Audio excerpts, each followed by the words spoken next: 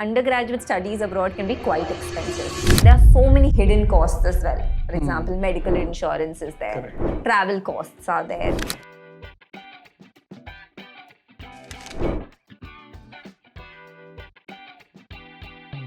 Whenever we are planning for a foreign education, I think economics comes into play.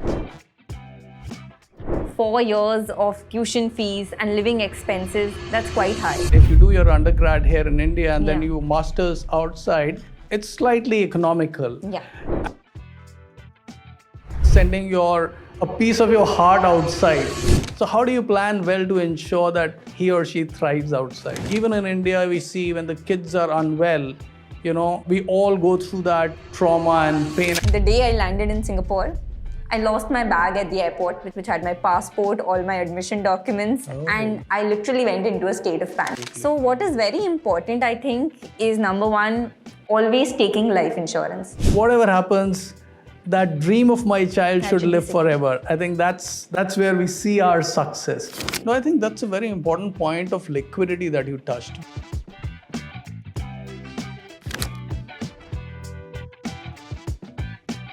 Hello and welcome to another exciting episode of Depend on Insurance, Depend on Us. Today we are going to delve into foreign education as a subject and to shed more light on this very important topic which parents are very passionate about because it's one of the most important decisions for securing the financial future of their kids. We have with us the founder of WiseUp Communications, Neha Agrawal, who has been a student herself and has been over the years helping students navigate this journey, and particularly the parents, because as a parent, I think we all have questions. And today we will attempt to explore and answer all those questions and nuances that we have. So welcome, Neha. Thank you so much, Salil, and I'm so glad to be here. Helping students and parents plan their study abroad journey is something I'm very passionate about. So I'm looking forward to our conversation today. Wonderful. Looking forward to speaking to you as well. Why don't you tell us something about yourself, to know you a little better? I'm sure that will benefit the parents and children who are listening to us. Of course. So Salil, I'm Neha Agrawal. I've been born and brought up in Kolkata, and that's where I completed my schooling. After that, I moved to Bangalore to pursue engineering. And that is where I got very interested in research. So to pursue it further, I went to study abroad at NTU Singapore, where I did my master's. NTU Singapore is Nanyang Technological University in Singapore. Now, while I was at NTU, I saw the difference in the quality of education, in the quality of research that was happening in these universities. Right. And I realized that I wanted to do something about it. But before that, I also thought that, I've just graduated, so let me get some work experience. And that is when I decided to work for a year at ExxonMobil in Singapore. It's one of the largest energy companies in the world. Right. But then the thought of helping students back in India kept coming to me. So that's when I decided to quit my job, come back to India so that I can help students and researchers navigate their study abroad journeys as well as their research journeys. And that's how WiseUp started. Okay. And it's been 5 years, and WiseUp has transformed into this amazing platform. Till now, we have impacted around 20 million people through our Wonderful. YouTube channel, WiseUp Communications. Oh. And we have directly helped around 10,000 learners through our courses on studying abroad and research writing. Wonderful. And even after so much time, it still feels very personal. When a student comes up to me and says that, ma'am, I watched your video and that helped me get admission in a dream university, I feel like, it's all been worth it. Oh, that's Yes. great. That's great. That's a wonderful journey. Very interesting. Thank you. But I'm myself a parent. Right. My daughter is readying up for her master's now. And one of the things which parents is always dwelling upon is what's the difference between the India education and the foreign education? That's the first step before we come to the next. So what are your thoughts on that? Absolutely. So, firstly, I think I've been very lucky because I was exposed to the Indian education system during my undergrad and then the foreign education system during my master's as well. Right. And that helped me see the contrast between the two. And that helped me grow in ways that I did not expect. So overall, I think there were three major differences between the Indian education and the foreign education system. The first major difference was in research facilities. Okay. So as I told you, as an undergrad, I got quite interested in research. Right. However, even though I was coming from a tier 1 college, the kind of research facilities and guidance in my university was quite limited. Sure. But when I went to NTU Singapore, I felt that it was a completely different world. The kind of research infrastructure was state of the art. Some of the professors that were guiding us were experts in their field, 20 to 30 years of experience, and some of them even had global recognition.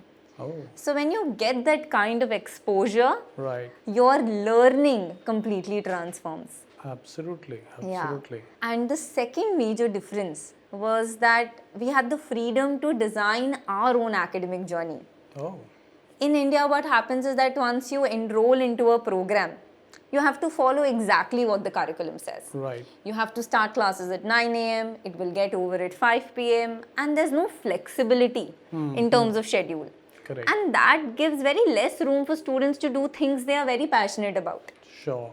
But when it comes to foreign education, you have the freedom to design your own academic curriculum. Okay. For instance, I took up less courses in my first semester because I wanted to focus on research. Right.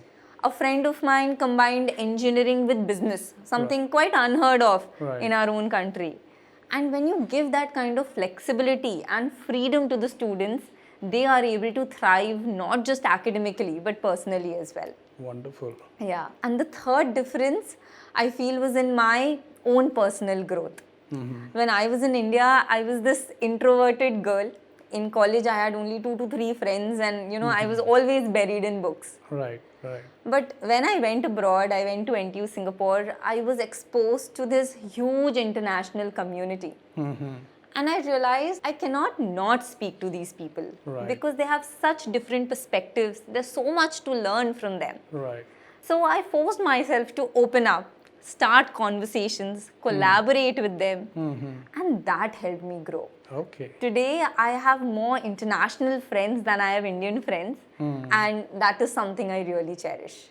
I see. So these are some of the major differences between the Indian and the foreign education system overall. Wonderful. So just to kind of summarize what you said, I think what I am understanding is, first is obviously the quality of research. Yeah. So in terms of the opportunity available to a student and the exposure available to a student is far greater in a foreign university compared to India, because the research facilities are very good. Exactly. And they are tuned to what the interest of the student is. Yeah.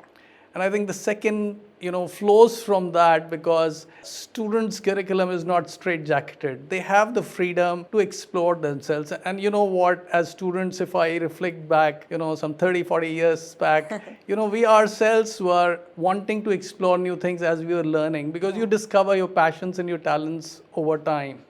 And therefore, if you have the freedom to navigate through the curriculum and customize depending on what your interests are emerging, I think that's wonderful, because the student has that freedom and that flexibility. And last, I think, is the most important one, because we are all social beings, and as a social being, if you have an opportunity to engage with a diverse set of people across geographies, across countries, and learn from their cultural experiences, not just the academic piece, I think that's what helps a student grow as a human being. Absolutely. So I think these three are some wonderful insights that you have shared. Thank you very much for sharing that. Absolutely, Salil. Okay. Now, for a parent, choosing a university, like we have decided, okay, foreign education is important and it is a good step to consider. How does one actually choose a foreign university between a graduate and undergraduate? Should one do both graduate, studies and postgraduate in a foreign university? Or should one do one in India, which is undergrad here, and then go out and explore a master's outside? What are some of your thoughts on this? Absolutely. I think it's such a great question. And to be honest, there is no one size fits all answer, because doing your undergrad abroad or doing your postgrad abroad has its own pros and cons. Right. So what's important is for the students and parents to collectively take this decision based on what suits them. So let me first share about undergraduate abroad. Right. So when a student does their undergraduate studies abroad, they have that early exposure. Right from the beginning, they are exposed to world-class infrastructure, interdisciplinary learning, Right. research from day one. And all of this really sets you up well even for higher studies. For example, if you're doing your undergrad from say top 50 global universities, Right. then for your masters you can aim for the top 5 global universities. Oh. So that's the kind of difference an undergrad abroad can make. I see. However, on the flip side, undergraduate studies abroad can be quite expensive. Right. 4 years of tuition fees and living expenses, that's quite high.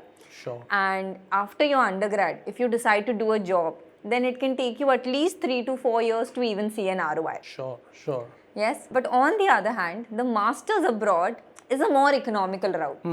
The duration is shorter, it takes you only 1 to 2 years. Right. And even though you're spending lesser time in the system, you are able to actually get good job opportunity. Sure. And so you see your ROI in 1 to 2 years only. I see. Yeah, so that's the main difference. Okay. But the con to doing your masters abroad is, say, because you're doing your undergrad from India, then you are only able to go for a masters abroad to that top 50 global universities. Right. Going to that top 5 is very difficult. Like the probability of getting there is very low. Sure. So that's the kind of trade-off you have between your undergrad and masters abroad. Right. Yeah. So I think that's very interesting. While you've explained the nuances and the benefits of doing both outside. Yeah. But I think what I hear you say also is that if you do your undergrad here in India and then you masters outside, it's slightly economical. Yeah.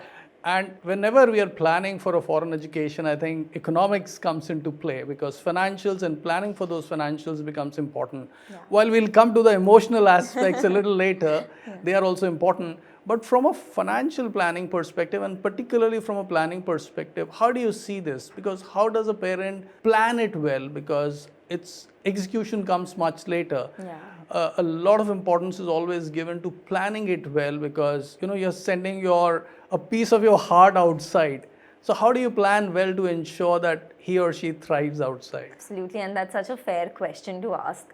So there is a considerable financial commitment when you're sending your child abroad. Yes. Now that difference is quite a bit between doing your undergrad abroad or doing your masters abroad. So just to give you a rough estimate, and that too across borders, an undergrad abroad can cost you roughly 1.2 to 1.5 CR.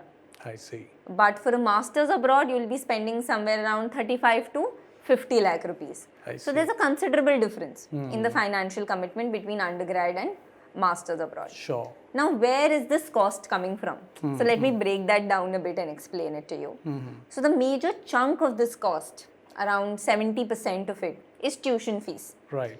For the number of years that you are studying. Sure. After that, another 15 to 20% would be your living expenses. Yes. Because when we are going abroad, be it US, UK, Singapore, these are all very expensive countries. Sure. And so the cost per year for your living expenses could be easily around 8 lakhs to 12 lakh rupees. Okay. Based on how frugally or how extravagantly Yes, a student yes. is staying, of course. Yeah. But other than that, there are so many hidden costs as well. For example, medical insurance is there. Correct. Travel costs are there. Yes. Then in fact, while you're applying to these universities, there itself you can incur around 2 to 3 lakh rupees in filling up the application form, paying the application fees, some initial tests you're supposed to give. Right. Right? So all of these amount to be a big financial commitment for the parents. So here what's important is to start planning early. Sure. Start a savings fund where you every month you can actually save some amount of money, and by the time your child is ready to go abroad, Yes. you will have a considerable fund for yourself. Correct. And of course, supporting that with education loans and planning that smartly as well. Okay. And if you do these things combined, then you can be ready when your child has to go abroad. Wonderful, wonderful. Yeah. So I think just to summarize what you said, I think it's very important to plan well, and it's not just about the academic fee or the tuition fee that you need to plan for. Yeah. Living expenses are critical and they're important, and each student has been brought up in a different environment. Yeah. And once they go outside, it takes, I'm sure, a little time for them to adjust to the new reality, because the comforts you may have at home are not there. Absolutely. Yeah, you don't Absolutely. have the food on the table every time and whatever you want. Now, those luxuries, if I may call, are not there. And if they are there, they're coming at a cost. So you Yeah. need to plan for that living expenses. And the emergencies then, I think that's a very important point, because what if scenarios we all go through, even in India, we see when the kids are unwell, we all go through that trauma and pain, and we want the child to be, up and running as soon as possible. Right. That's the feeling. But when the kid is outside, how do we deal with those emergencies? Correct. And it's very important to plan for that. Now, what do you think people have been doing to plan for some of these emergencies? Because while the fixed cost, which is the academic fee or the tuition fee, is something which is given, we known, living expenses, 10-20% here and there are also known because they are fixed. Right. But what are some of these emergencies that you personally have seen from your experience outside India, which one should ideally consider and plan for? Absolutely. So definitely when it comes to Indian parents, we plan for the visa, the fees, the tests. But when it comes to these what if situations, Yes. that is something we sometimes miss out on. The biggest thing that we've all recently gone through is COVID-19. Yes. And there were so many students who actually got stuck Yeah. in the countries that they were studying in. Yeah, and we yeah. did not have any preparation for something like that. Absolutely. If I share my own personal example, the day I landed in Singapore, I lost my bag at the airport, which had my passport, all my admission documents, and I literally went into a state of panic. Right. Because I had not taken travel insurance and I had no idea what to do. Correct. I was lucky that I was in a country like Singapore, which is so safe, and then there were some securities who actually returned my bag to me. But these kind of things we only think about when it actually happens to us. Yes. And we don't prepare for them in advance. Absolutely. So what is very important, I think, is number one, always taking life insurance. Right. Because as parents, we prepare our child for foreign education abroad and we literally put all our savings there. Sure. But what about our child's future? Sure. If again I share my personal example, my husband lost his father when he was in his final year of undergrad. Oh. And because of his life insurance, he was actually able to pay his last year's tuition fees. Yes. So these kind of things become important. I think that's a very, very important topic you've touched, because, these what if scenarios can completely derail. And I also recall during the COVID times, I think it was tough time for students, particularly studying outside. I have known somebody for over now 35 years. His daughter they had sent to US for studies, and then the COVID happened. Right. And there was a lot of turmoil there because of COVID. Yeah. And they were all worried because you can't get your child back because international travel flights are not restrictions, available, travel restrictions are there, Yeah. there's complete lockdown, and you can't reach out. What you can only do is video calls, nothing beyond that. And I think those emergencies, similarly, one more student, while he was lucky, had gone out for his medical MBBS outside India, and after 1 year COVID happened. That kid was fortunate to actually come back to India, but he lost a year in the process. Now, apart from obviously the financial cost, I think the emotional cost is far more draining for a parent. And while you can plan for finances and life insurance, as you rightly said, I think that's a very important element, because what happens next is not in the realm of known, and therefore it's important for you to really plan for those what if scenarios. So whatever happens, at least the dream for that foreign education for the child and whatever he or she wants to become in life, at least is not compromised. Exactly. Because as a parent, I think all of us want that whatever happens, that dream of my child should live forever. I think that's where we see our success. Right. And I think life insurance comes as a very, very important tool to kind of really secure that dream for yourself. Because these are, I would say, if I can use the word, non-negotiable. Yeah. For a parent, I think it's non-negotiable that I would like to compromise on the foreign education of my child. And if I have secured that through a life insurance policy, through a medical insurance policy to deal with medical exigencies, or like you had this experience of losing your baggage. Now, while if you have got that covered, at least you are not worried because you know that whatever money I'll get through my claim, I'll be able to buy fresh. I'll be able to, buy the goods that I need, and I don't have to call my parents back and say, can you send, $2,000? I need to buy a few things. Exactly. So at least you don't have that worry with you. So I think that's a very important topic that you've touched. Wonderful. So that's about financial planning. Okay, Neha. I think we have covered a lot of pertinent questions which are important for parents to really understand. But since we have the privilege of having you with us today, and you have studied in Singapore yourself to dwell upon, and I kept a cue card ready so that I don't forget this segment. We are going to talk about in this segment, depend on us, depend on insurance. The whole theme is around that. Yeah. So let's also explore some of the nuances around insurance, because a lot of people are today planning, and you mentioned earlier about travel insurance, medical insurance, foreign education. How do you cover the cost of that education, cover the what if scenarios? And therefore insurance plays a very important role. Yeah. But whenever you're actually planning for studies outside, apart from getting a life cover for covering a what if, as parent, we are always thinking rupee is depreciating and I'm going to spend in dollars, in Singapore dollars, in US or European markets, again in a foreign currency. How do I plan to save in a currency which does not depreciate?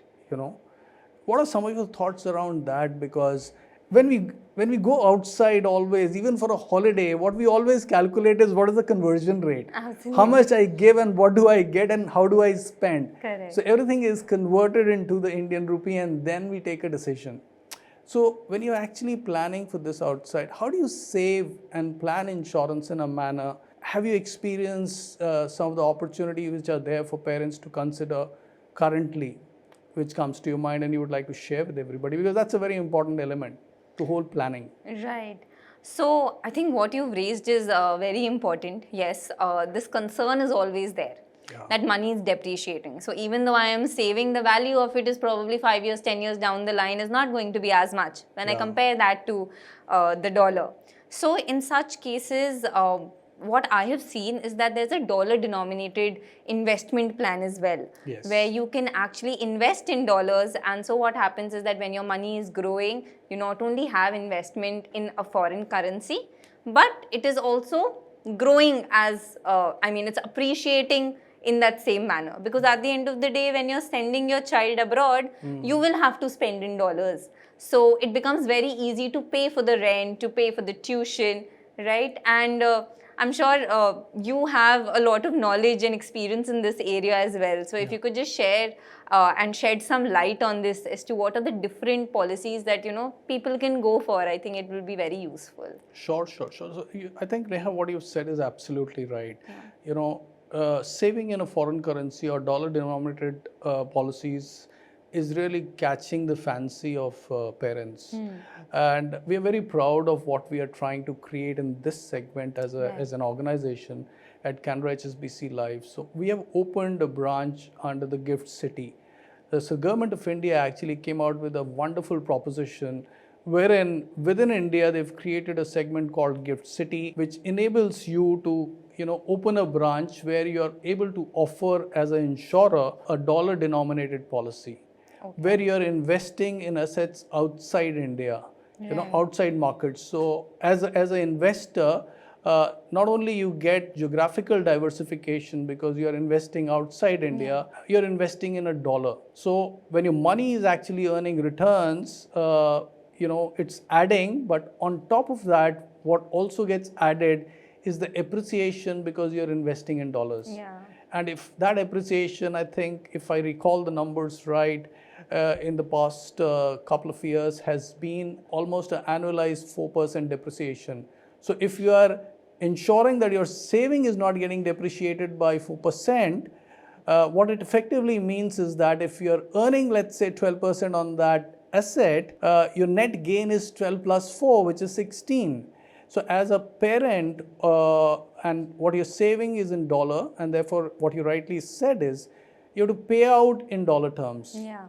And Government of India, I must compliment them for the efforts they've done, and particularly RBI came out with a notification where they allowed under LRS scheme, where individuals can send $2.5 lakh every year abroad, they can invest that money into a policy through the Gift City route. That was an enabling notification which was brought about by RBI, and therefore I think it's a wonderful proposition for parents. So while all of us have been saving conventionally in deposits, in insurance, in mutual funds, and some of those instruments in India, but today I think this is an opportunity that Government of India created for parents, for individuals to create savings in dollar. Right. And I'm very proud of the fact that we as an organization have that proposition. And I'm also a proud policy holder of a dollar denominated policy. Lovely. Because as a parent, you want to do that for your kids. Yeah. And therefore, you need to plan well. So I think that's a very, very interesting proposition which is emerging. Right. And you see the difference that foreign education makes, not, as you said, not just in academics, not just in knowledge, but in building their overall personality. Let's now delve into some of the myths which are around, because that segment is a very interesting one. People always live through some of the myths. Myth one that I've often heard, I've just captured some of the thoughts here, is getting into a top global university is extremely competitive. Right. Is that really a myth? That's actually a big myth. In fact, I would say sometimes getting into a top Indian college is even more challenging than getting into a top global university. Oh, I see. And reason being, in India, it all depends on that one exam, right? If you don't perform well on that day, you have a bad day, you're out, right? But when it comes to foreign education, they look at your holistic profile. Right. All the grades that you have, say for example, you're going for a master's abroad, so all the grades that you have for that 4 years of education, the internships that you've done, the projects that you've taken up, the extracurriculars that you have, and everything combined helps you in that decision, helps you in that getting that admit from the foreign university. So it's actually not that challenging to get into a top global university. Wonderful. That's very encouraging to hear. And I'm sure our viewers would love this. Let's explore another myth which is there. My child will permanently settle abroad. That's a worry. Is that a myth, or have you seen that happening really? While you are not one of those examples, but what are your thoughts on that? So this is also a myth. Yes, of course, a lot of students do decide to settle abroad permanently. But I have seen among my students and a lot of friends that after working for 1 to 2 years, they've all come back to India. And they've come back with global exposure, better communication skills, and good experience. Yes. And that helps them get better corporate roles here. They can join startups or start their own ventures like how I did.